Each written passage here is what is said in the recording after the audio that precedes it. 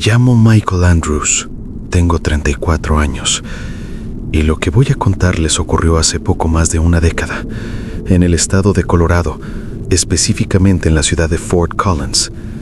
No soy alguien que se deje llevar por cuentos de fantasmas, ni por las típicas historias de terror que se cuentan en reuniones, pero esta experiencia fue tan real y tan devastadora que aún hoy me cuesta dormir tranquilo. En ese tiempo vivía en un vecindario tranquilo, cerca de College Avenue, no muy lejos de la Universidad Estatal.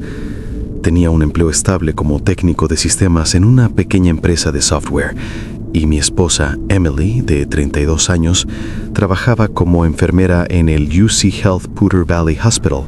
Llevábamos una vida sencilla, con rutinas normales y preocupaciones típicas de cualquier pareja joven con un hijo pequeño. Nuestro hijo, Daniel, tenía apenas 6 años entonces, y era nuestra razón de ser. Debido a los turnos de Emily, que a menudo eran nocturnos, ya que yo también solía quedarme horas extra en la oficina, nos vimos obligados a buscar a alguien que pudiera cuidar de Daniel. No queríamos dejarlo en una guardería. Siempre pensamos que estaría mejor bajo la atención personal de alguien de confianza. Fue entonces cuando apareció Clara, la niñera. Clara tenía 19 años, estudiante de primer año en la Colorado State University. La conocimos porque una vecina, la señora Catherine Morales, nos la recomendó. Catherine aseguraba que Clara era responsable, que ya había trabajado cuidando niños en el vecindario y que además necesitaba dinero para costear sus estudios. Al conocerla me pareció una muchacha normal. Cabello castaño oscuro, ojos marrones grandes, sonrisa tímida y una voz suave que transmitía confianza. Emily también quedó encantada con ella. Al principio todo fue perfecto. Clara llegaba puntual, jugaba con Daniel, le ayudaba con la tarea y lo acostaba a tiempo. A veces incluso limpiaba un poco la casa. Daniel la adoraba, lo cual para nosotros era un alivio. No había nada extraño, al menos no en los primeros meses. Sin embargo, hubo pequeñas cosas, detalles que en ese momento no les di importancia, pero que ahora, al recordarlos, me resultan perturbadores. Clara solía cantarle a Daniel una canción de cuna muy extraña, con una melodía repetitiva y casi hipnótica. No era ninguna canción infantil popular. De hecho, Emily me dijo que sonaba más como un rezo antiguo. Cuando le pregunté a Clara qué era, ella se encogió de hombros y dijo: «Es una canción que me cantaba mi abuela cuando era niña, en Kansas. No creo que la conozcas». Otra cosa. Daniel empezó a hablar de un juego secreto que hacía con Clara. Cuando le preguntábamos qué era, se ponía nervioso y decía que no podía contar porque ella se enojaría. Pensamos que era solo imaginación infantil y que Clara probablemente le pedía guardar secretos inocentes para reforzar la complicidad entre ambos. Una noche de noviembre del 2013, mientras Emily estaba en el hospital y yo regresaba tarde de la oficina, encontré a Clara en la sala con Daniel, profundamente dormido en el sofá. Lo raro fue que el niño tenía las manos manchadas con algo oscuro. Me alarmé, pero al encender la luz me di cuenta de que era pintura roja. Clara explicó que habían estado haciendo manualidades y que Daniel se quedó dormido antes de lavarse. Pareció una excusa razonable, pero lo curioso es que yo no encontré rastros de pinceles, hojas o botes de pintura en ninguna parte de la casa. Esa fue la primera vez que sentí algo extraño. Con el paso de las semanas, Daniel empezó a tener pesadillas. Se despertaba gritando, diciendo que una mujer roja lo miraba desde la esquina de su cuarto. Emily y yo tratamos de tranquilizarlo, convenciéndonos de que eran solo sueños. Pero cada vez que ocurría, notaba que Clara se mostraba inquieta, casi culpable. La tensión aumentó cuando Catherine, la vecina que nos la recomendó, se me acercó una tarde mientras yo cortaba el césped. Con una voz seria me dijo: «Michael, ¿alguna vez te has preguntado de dónde viene Clara realmente?»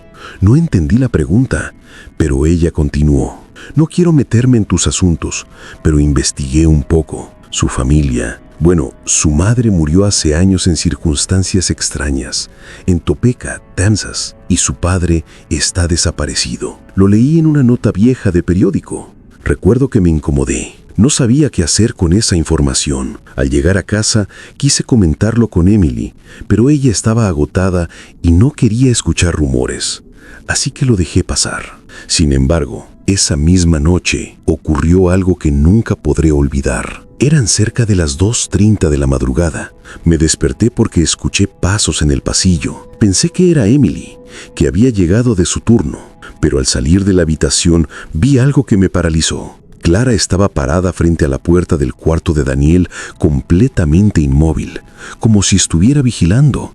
Sus manos estaban entrelazadas al pecho y murmuraba algo en voz baja, un idioma que no reconocí. Cuando notó mi presencia, se sobresaltó y sonrió torpemente. «Oh, lo siento, Michael. Escuché que Daniel se movía en sueños y vine a ver si estaba bien». Tratando de sonar amable, le dije que no había problema, pero mi corazón latía a 1000 por hora. Me costó volver a dormir. A la mañana siguiente, Daniel se levantó con marcas en los brazos, como pequeños rasguños paralelos. Emily y yo pensamos que podía habérselos hecho él mismo al dormir, pero Daniel insistió. Fue la nana. La nana jugó conmigo y me apretó fuerte. Ese día, hablé con Emily seriamente y le pedí que consideráramos despedir a Clara. Sin embargo, Emily insistió en que tal vez todo era producto del cansancio y la tensión. Clara era buena con Daniel, decía, y no podíamos juzgarla por simples impresiones. Yo acepté a regañadientes hasta que sucedió lo del sótano. Nuestra casa en Fort Collins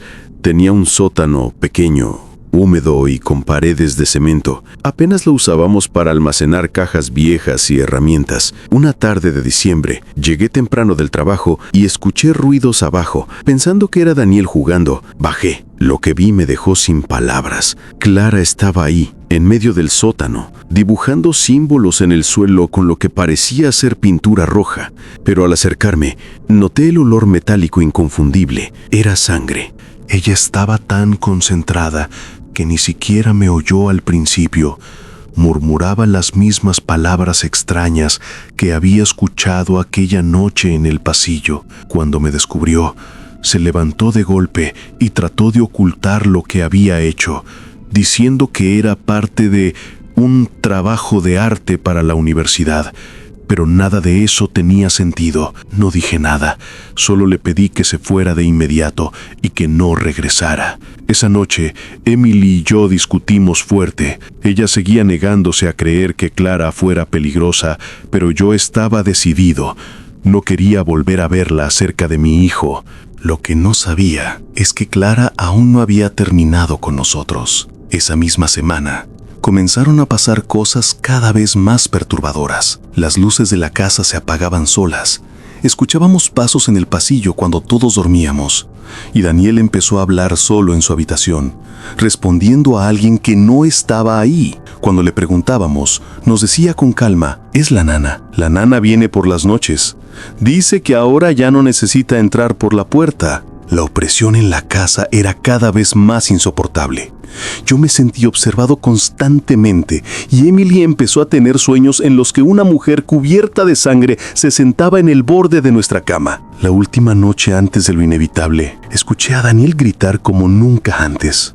Corrí hasta su cuarto y lo encontré sentado en la cama, con la mirada perdida y las manos temblando. En la pared, escrito con letras torpes y rojas, estaba un mensaje: «La nana de sangre ya está aquí». Ahí entendí que lo peor estaba por comenzar. El grito de Daniel aún resonaba en mis oídos mientras lo abrazaba con fuerza. Sus pequeños brazos temblaban como si hubiese estado expuesto a un frío insoportable. Aunque la calefacción estaba encendida, Emily llegó corriendo segundos después y al ver la pared se quedó paralizada. El mensaje, escrito con aquellas letras desprolijas y torcidas, parecía recién trazado. El olor metálico delataba que no era pintura, era sangre. «Michael, ¿qué demonios está pasando aquí?», murmuró Emily con el rostro pálido. No supe qué responder. Me limité a mirar a Daniel, que seguía murmurando entre sollozos. «La nana, ella estaba aquí, se reía». Decidí que esa noche no podíamos seguir en la casa. Empaqué algunas cosas apresuradamente y llevé a mi familia a un motel en Mulberry Street, cerca de la carretera. Emily no protestó. estaba tan conmocionada como yo. Esa madrugada casi no dormí. Cada vez que cerraba los ojos, recordaba la escena en el sótano, los símbolos, el canto extraño. No podía sacudirme la sensación de que habíamos dejado entrar algo que no se iba a ir fácilmente. A la mañana siguiente, llamé a la policía de Fort Collins. Les conté lo sucedido, la niñera, los símbolos en el sótano, las marcas de sangre. 2 oficiales vinieron a la casa, revisaron el sótano y la habitación de Daniel, pero no encontraron nada. El mensaje en la pared ya no estaba, solo quedaba la mancha tenue de haber limpiado algo como si nunca hubiera existido. El oficial James Walker, un hombre de unos 40 años, alto y robusto, me miró con gesto incrédulo. Señor Andrews, ¿está seguro de lo que vio? Puede que haya sido una broma pesada de algún adolescente. ¿Está seguro de que esa joven, Clara, está involucrada?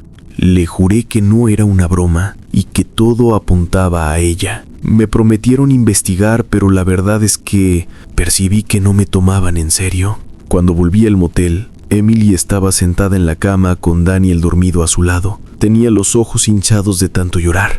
«Michael, no podemos volver a esa casa. Algo terrible está pasando». La abracé y le prometí que encontraríamos una solución. Lo que no sabíamos era que Clara ya nos había dejado una huella imposible de borrar. Esa misma tarde, recibí una llamada inesperada. Era Catherine Morales, la vecina que nos había recomendado a Clara. Su voz sonaba alterada. «Michael, necesito hablar contigo. Ahora es sobre Clara. No la dejes acercarse a tu hijo». Nos encontramos en la cafetería de Bean Cycle, en el centro de Fort Collins. Catherine llegó con un fajo de papeles y periódicos viejos. Me los entregó con manos temblorosas. «Estuve investigando más sobre ella, Michael. Esa chica no es quien dice ser». Revisé los documentos, recortes de periódicos de Kansas, del Topeka Capital Journal, con titulares perturbadores. Uno hablaba de una mujer encontrada muerta en su casa en 2006, con el cuerpo parcialmente desangrado y signos de un ritual extraño. El nombre de la víctima me heló la sangre: Marianne Foster, madre de Clara. Otro recorte mencionaba la desaparición de su padre, Robert Foster. Al año siguiente, jamás se lo volvió a encontrar. En otra hoja, había una breve nota policial: una adolescente de 14 años encontrada en la escena del crimen, cubierta de sangre pero sin heridas visibles. Su nombre, Clara Foster. «¿Ves lo que te dijo?», me dijo Catherine, bajando la voz. «Esa niña estuvo presente cuando mataron a su madre y no fue cualquier crimen. La policía nunca logró explicarlo. Hubo símbolos en las paredes, palabras escritas con sangre, lo mismo que viste en tu sótano. Sentí que el aire se me escapaba. ¿Cómo era posible que alguien con ese historial estuviera en nuestra casa cuidando a Daniel? Pero,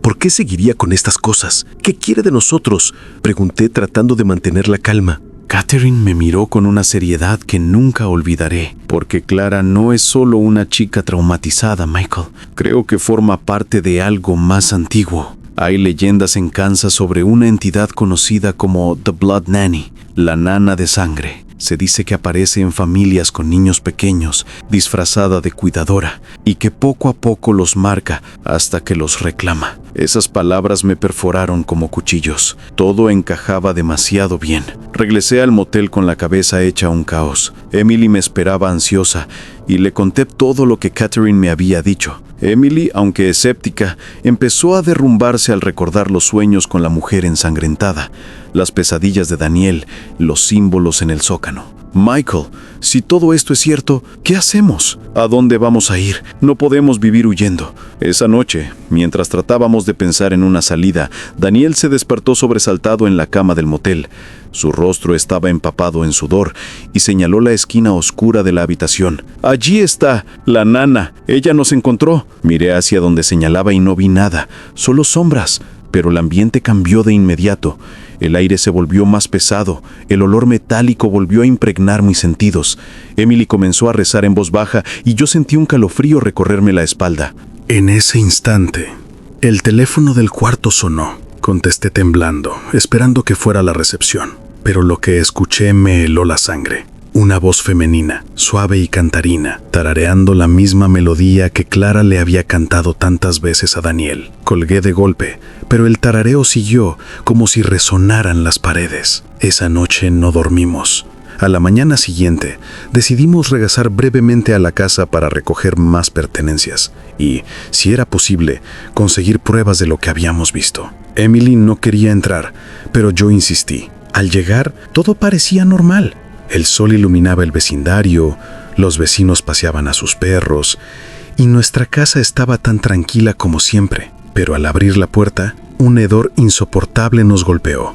Era una mezcla de hierro oxidado y carne podrida. Emily se quedó en la entrada con Daniel, mientras yo bajaba al sótano armado con una linterna. Lo que encontré aún me persigue. Los símbolos que Clara había dibujado ahora cubrían casi toda la pared. Algunos estaban frescos, goteando, y en el centro del piso, sobre un círculo extraño, había una muñeca de trapo empapada en sangre, con los ojos arrancados. Me acerqué para tomar una foto, pero antes de hacerlo, escuché un susurro detrás de mí. No deberías haber vuelto, Michael. Me giré de golpe y la linterna iluminó fugazmente algo en la esquina. Una figura femenina, con el cabello oscuro enmarañado, la piel cubierta de manchas rojizas y una sonrisa perturbadora. No era Clara tal cual, sino algo más, como una versión retorcida de ella. Tropecé al retroceder y salí corriendo escaleras arriba. Emily me vio pálido y apenas pude gritar. «Vámonos ya». Corrimos hacia el auto y nos alejamos de la casa. Emily me exigió explicaciones, pero no pude. Solo supe que aquella cosa no iba a dejarnos tranquilos. En los días siguientes, intentamos mantenernos en el motel, pero los fenómenos nos siguieron. El tarareo nocturno, las marcas en los brazos de Daniel que aparecían cada mañana y las pesadillas que Emily y yo compartíamos, idénticas, como si fueran impuestas. En una de ellas veía a Clara de pie junto a la cama de Daniel con un cuchillo en la mano y la sonrisa más dulce. Emily soñaba lo mismo. Fue entonces cuando contacté a un viejo conocido de la universidad, David Miller, un profesor de historia en Denver especializado en folclore norteamericano. Le conté lo que pasaba y, aunque al principio dudó, aceptó reunirse conmigo en su despacho en la University of Denver. Llevé los recortes de Catherine y le describí los símbolos. David hojeó los papeles frunciendo el ceño. «Esto es más serio de lo que pensaba, Michael. Los símbolos que viste en tu sótano corresponden a un ritual de invocación y atadura. No es algo improvisado, Michael. Alguien o algo intentaba vincular a tu hijo con esa entidad». «¿La nana de sangre?», pregunté, sintiendo cómo mi voz temblaba. David asintió lentamente. «Es una figura presente en varios relatos orales de Kansas y Nebraska. Siempre la misma descripción. Una mujer ensangrentada que aparece en familias jóvenes ofreciéndose como cuidadora. Primero se gana la confianza, después marca a los niños y por último se los lleva. Nadie sabe exactamente a dónde, pero en los casos documentados, los niños desaparecieron sin dejar rastro». Sentí un frío recorrerme hasta los huesos. «Entonces, ¿qué puedo hacer?». David me miró con compasión, pero también con un miedo que no trató de ocultar. «La única manera de romper un vínculo así es enfrentándola en el lugar donde empezó todo, en tu casa. Pero no te engañes, Michael. No será fácil.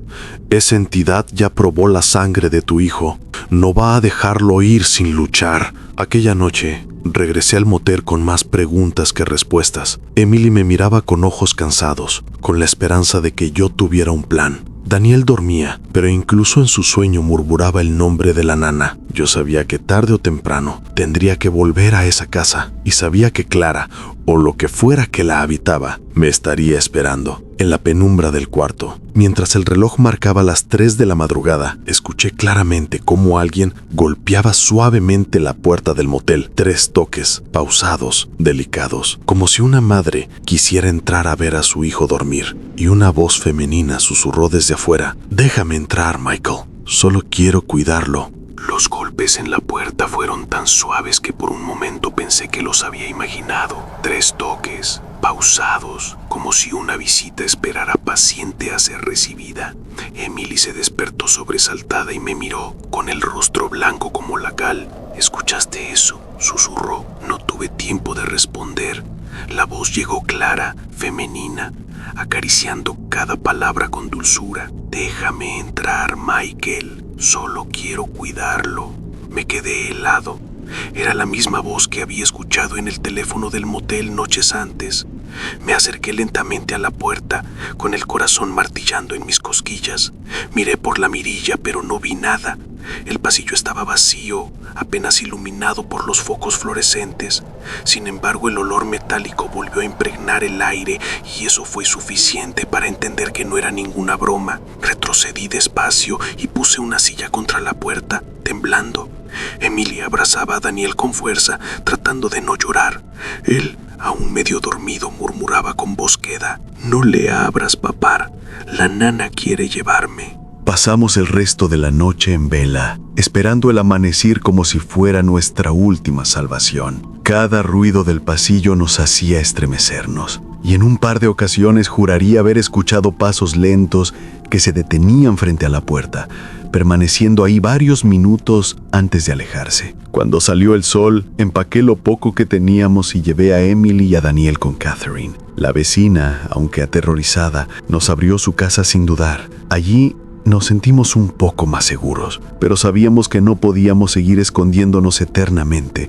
Fue entonces cuando recordé lo que me había dicho David Miller, el profesor de folclore. La única manera de romper un vínculo así es enfrentarla en el lugar donde empezó todo, en tu casa. Me costó admitirlo, pero tenía razón. Cada día que pasaba, Daniel estaba más débil, con ojeras profundas y la mirada perdida. Apenas comía y hablaba cada vez menos. Era como si algo le estuviera drenando la vida lentamente. Una tarde, mientras Emily lo cuidaba, fui a Denver a ver nuevamente a David.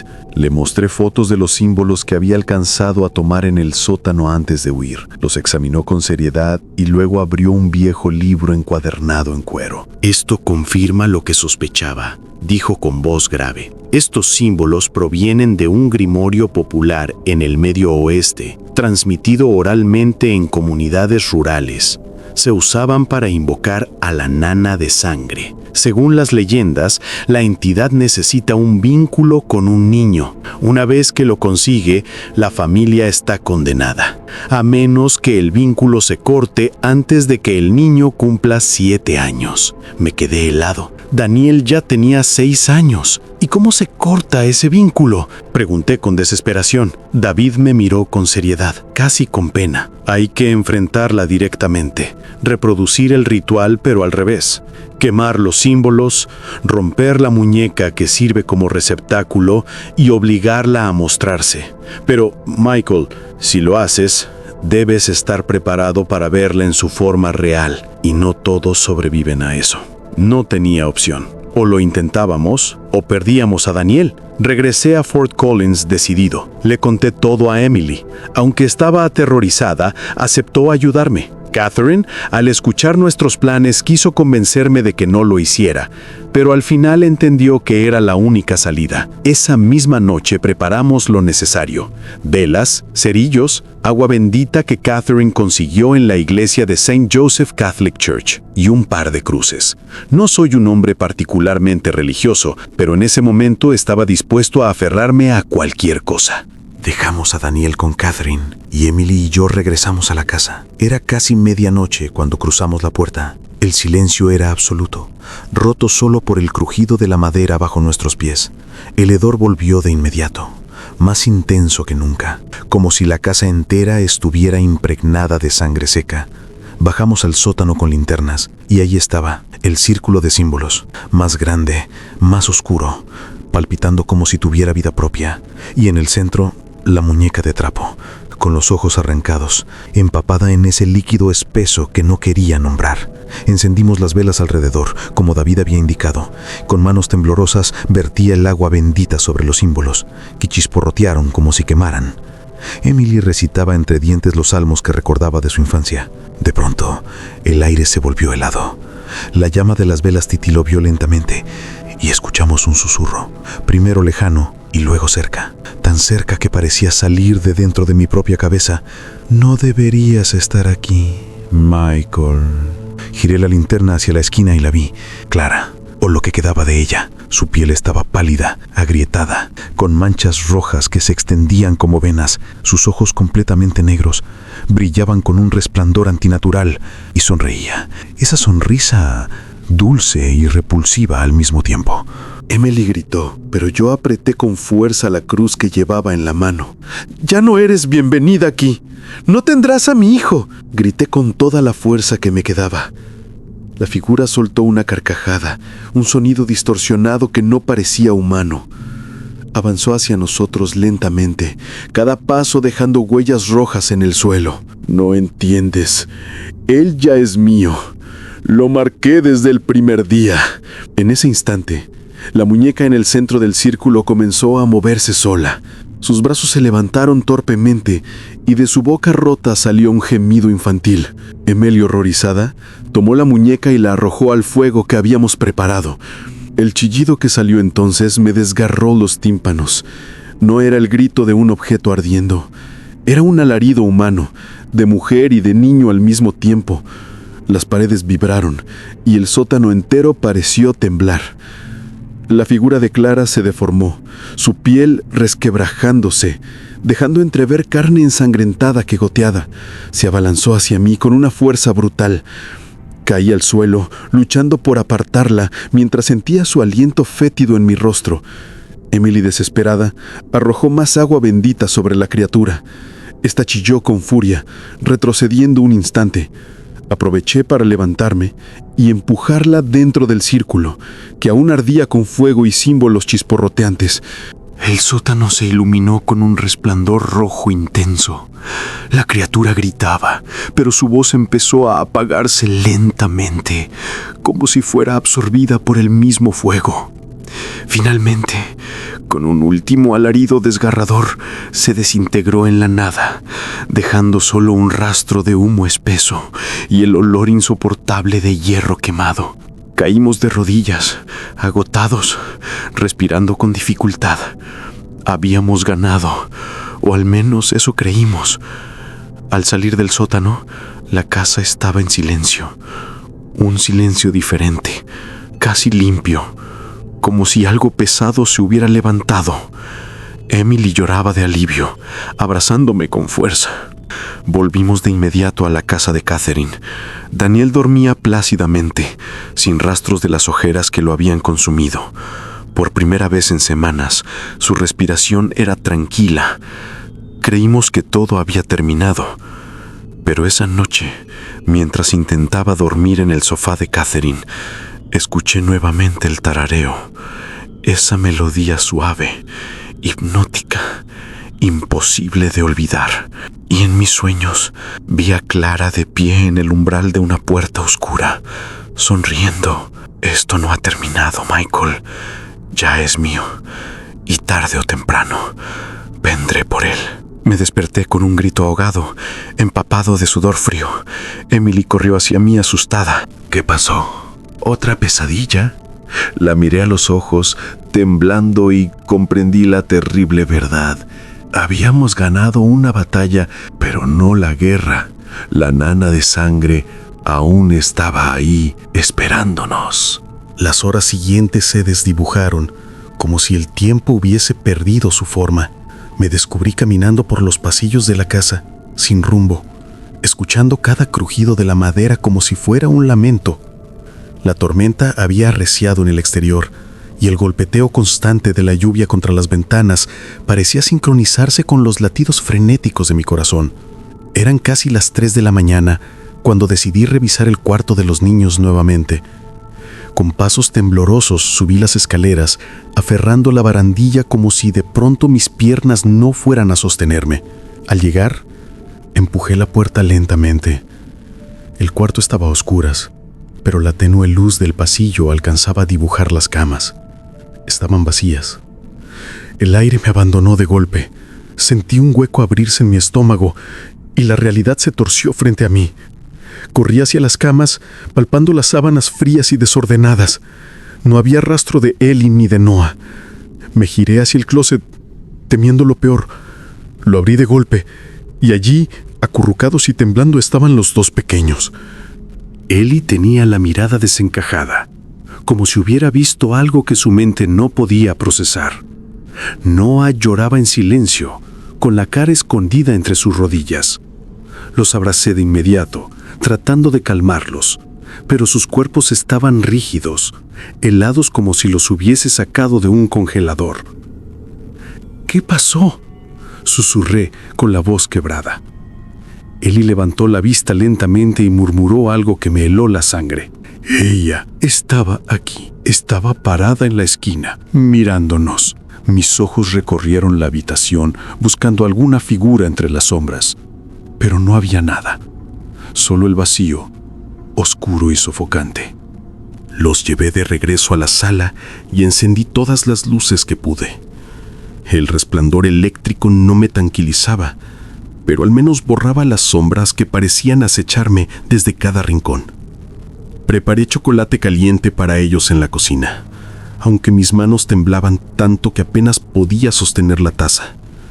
Mientras revolvía el líquido, escuché algo detrás de mí. Una respiración agitada, femenina, demasiado cercana. Me giré de golpe, pero no había nadie. El pasillo estaba vacío. El teléfono fijo de la casa comenzó a sonar en ese instante. El timbre agudo atravesó el silencio como un cuchillo. Corrí a contestar pensando que quizá era Sara, la madre de los niños, llamando desde el hotel. Pero al descolgar el auricular, lo único que escuché fue un murmullo bajo, húmedo, como si alguien hablara con la boca llena de líquido espeso. «No deberías estar aquí», dijo la voz apenas audible.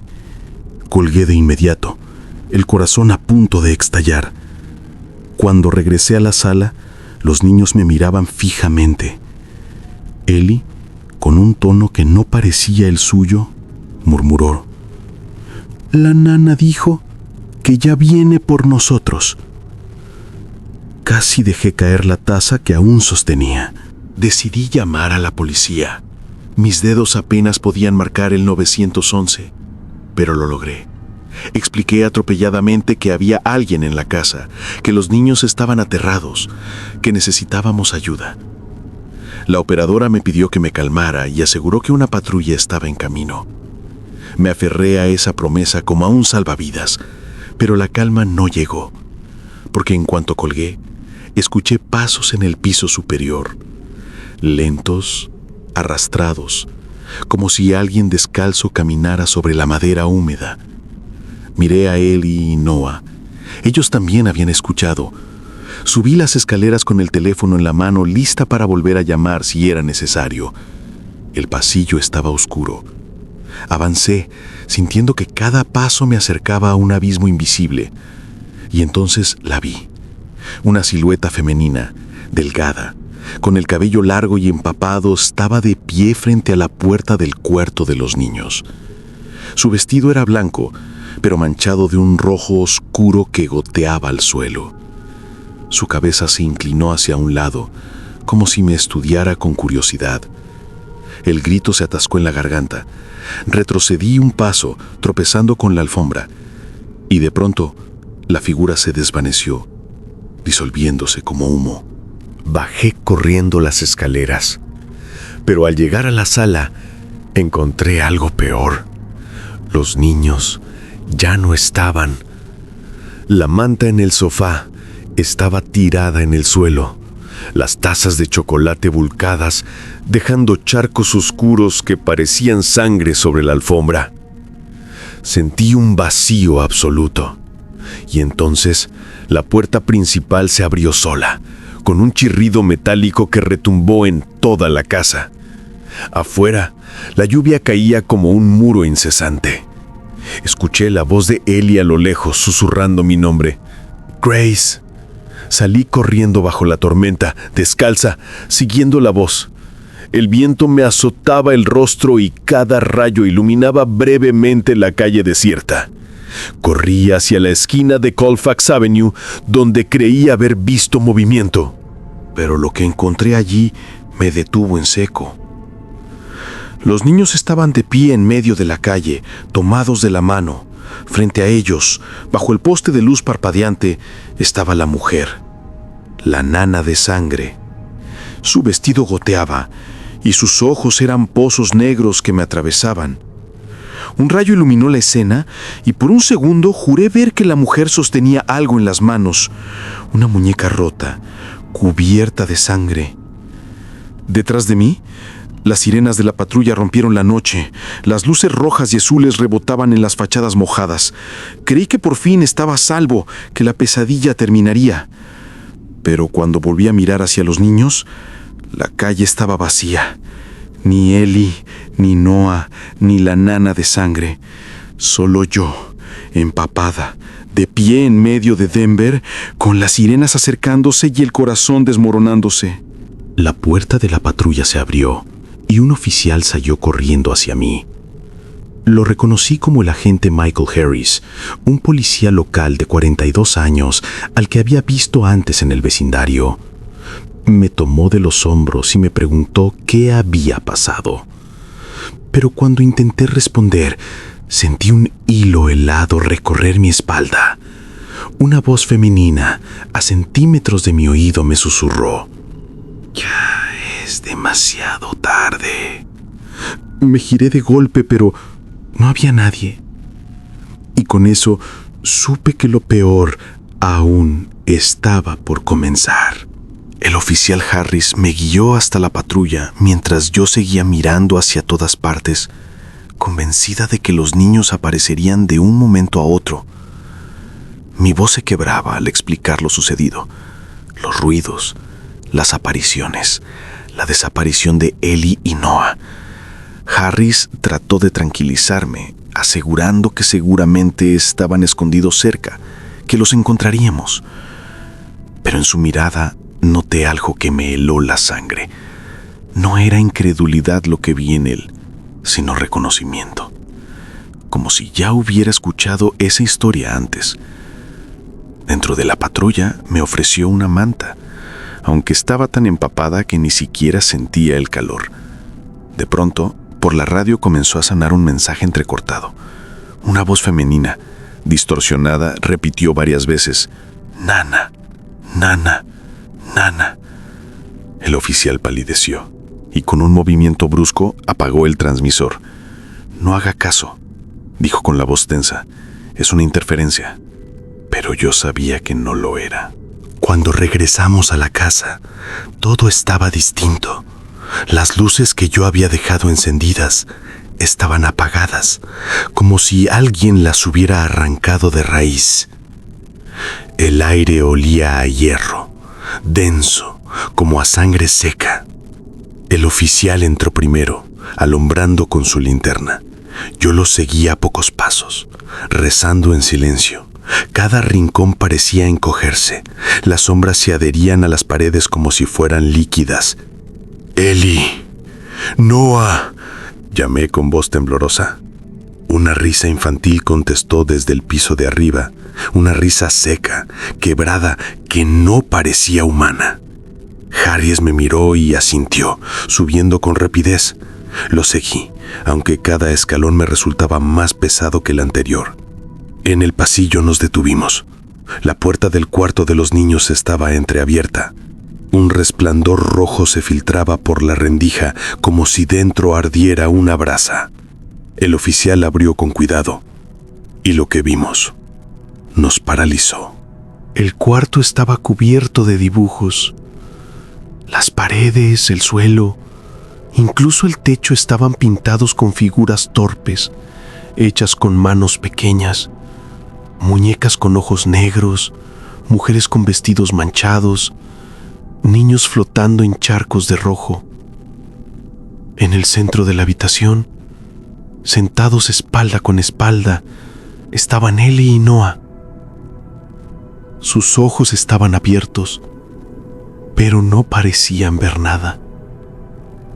Y frente a ellos, ella, la nana de sangre, se erguía con el cuerpo ladeado, como si cada hueso suyo estuviera roto. Su vestido blanco estaba completamente empapado en carmesí. Sus brazos colgaban rígidos y de su boca goteaba un líquido oscuro. El oficial apuntó su arma y gritó: «¡Aléjese de los niños!». La figura giró la cabeza con un chasquido, mostrándonos un rostro demacrado, los ojos hundidos, las mejillas como cera derretida. Una sonrisa grotesca se extendió por su cara. «Tarde», susurró, con una voz que parecía salir de todos los rincones de la casa. Harris disparó. El estruendo sacudió la habitación, pero la bala atravesó su cuerpo como si fuese humo. La nana avanzó hacia nosotros, arrastrando los pies, dejando un rastro viscoso sobre la madera. De repente, Ellie habló. Su voz era suave, pero cargada de una gravedad imposible para una niña de 8 años. Ella vino porque la llamamos. Noah, aún con la mirada perdida, añadió: prometimos que seríamos suyos. Mis piernas se doblaron. Sentí el mundo girar alrededor. Recordé los susurros de las noches anteriores, los juegos extraños que mencionaba Ellie, los cantos que Noah repetía como si fueran canciones de cuna. Habían invocado a la nana. La figura se inclinó hacia Harris y, en un movimiento que parecía imposible para un cuerpo humano, se abalanzó sobre él. La linterna cayó al suelo y la habitación se llenó de gritos y crujidos de huesos. Cuando recogí la linterna, lo único que vi fue al oficial siendo arrastrado hacia la oscuridad de la pared, como si la misma casa lo absorbiera. Corrí hacia los niños, sacudiéndolos, tratando de despertarlos de ese trance. «Ellie, Noah, por favor, tenemos que irnos». Ellie parpadeó lentamente, como si algo dentro de ella se quebrara. Pero Noah sonrió, una sonrisa amplia, antinatural, con los labios manchados de rojo. «Ya no somos de aquí», dijo, con un tono gutural. Las paredes comenzaron a sangrar, literalmente. Chorros espesos caían de los marcos de las ventanas y del techo, empapando la alfombra hasta convertirla en un pantano púrpura. El aire se volvió irrespirable, cargado de un hedor metálico insoportable. La nana se erguía detrás de mí, su sombra abarcando todo el cuarto. Podía sentir su respiración fría en mi nuca, como cuchillas de hielo. Tomé a Ellie en brazos y tiré de Noah, pero él se resistía, clavando sus uñas en mi brazo con una fuerza que ningún niño debería tener. «No la dejes, Grace», me suplicó Ellie, llorando. «No la dejes llevarse a mi hermano». El tiempo pareció romperse en ese instante. Sentí que debía decidir entre salvarlos a ambos o aceptar que uno ya estaba perdido. Y entonces, antes de que pudiera reaccionar, la voz de la nana me rodeó, profunda, como un eco desde el abismo. «Uno de ellos vendrá conmigo, el otro tú elegirás». El mundo se oscureció. Todo giraba. La casa gemía como un ser vivo y yo estaba atrapada entre las garras de una decisión imposible. Y en medio de aquel delirio, lo último que escuché fue el llanto de Ellie y la risa macabra de Noah, resonando como un eco que nunca podría olvidar. El cuarto giraba como un carrusel roto. El hedor metálico se volvía insoportable y el llanto de Ellie se confundía con la risa hueca de Noah. La nana de sangre estaba detrás de mí, esperando. Sentía su presencia como si me hundiera un cuchillo helado en la columna vertebral. Las palabras que dijo se repetían como un eco interminable en mi cabeza. «Uno vendrá conmigo, el otro tú elegirás». La niña me abrazaba con desesperación, sus uñas pequeñas clavándose en mi piel. Noah, en cambio, permanecía inmóvil, con los ojos fijos en mí, como si ya no fuera él, como si alguien más habitara su cuerpo. No recuerdo haber gritado, pero mi garganta ardía. Le supliqué a Dios, a cualquier fuerza que no me obligara a decidir. pero la nana esperaba, paciente, como si disfrutara de mi agonía. De pronto, las luces de la patrulla aún estacionada afuera iluminaron por un instante las ventanas. Ese destello bastó para que Ellie soltara un chillido desgarrador. Noah aprovechó para zafarse y corrió hacia la figura ensangrentada. La abrazó como si fuese su madre. «Ya es hora», susurró él, con una voz que no era suya. La nana lo tomó de la mano y vi cómo poco a poco ambos se desdibujaban, como humo absorbido por las paredes sangrantes de la casa. Intenté correr hacia ellos, pero Ellie me sostuvo con una fuerza que jamás hubiera esperado. «No puedes detenerla», me dijo, con los ojos empapados de lágrimas. «Ella siempre se lleva a uno». Y entonces el silencio cayó. Lo siguiente que recuerdo es a varios oficiales entrando a la casa, sacándome casi a la fuerza, mientras yo gritaba el nombre de Noah una y otra vez. Entre ellos estaba el sargento Robert McLean del Departamento de Policía de Denver, quien trataba de hacerme razonar. Decía que habían buscado por toda la casa y que el niño no estaba. No hay rastros de él, ni huellas, ni señales de salida, me aseguró, aunque en sus ojos vi algo más: miedo. A Ellie la encontraron inconsciente, abrazada a mi cuello. La llevaron en camilla al Denver Health Medical Center. Yo fui trasladada al mismo hospital bajo observación psiquiátrica porque insistía una y otra vez en lo que había visto. Pasaron semanas antes de que me permitieran salir. Sarah y David, los padres de los niños, jamás volvieron a hablarme. Según el informe oficial, Noah fue declarado desaparecido, sin evidencias de secuestro ni huida. Ellie se negó a dar declaraciones. Cada vez que alguien le preguntaba, simplemente repetía entre sollozos: «Ella vino por él». Nadie quiso creerme, pero yo sé lo que vi, sé lo que escuché. No puedo dormir. Cada vez que cierro los ojos, escucho esa voz, húmeda, susurrante, arrastrada. La voz de la nana de sangre. Algunas noches me despierto convencida de que está al pie de mi cama, esperando. Hace unos días recibí un sobre sin remitente en la puerta de mi apartamento en Capitol Hill, Denver. Dentro había un dibujo hecho con crayolas rojas, una mujer con vestido ensangrentado, tomada de la mano de un niño. Noah, al reverso, con letra infantil decía: «Te extrañamos, Grace, ven con nosotros». Lo peor es que la firma no era de Noah, era de Ellie. Dicen que en Denver aún circula la historia de una niñera que perdió a uno de los niños bajo su cuidado en circunstancias inexplicables. Algunos vecinos creen que exageré, que inventé todo para cubrir mi culpa.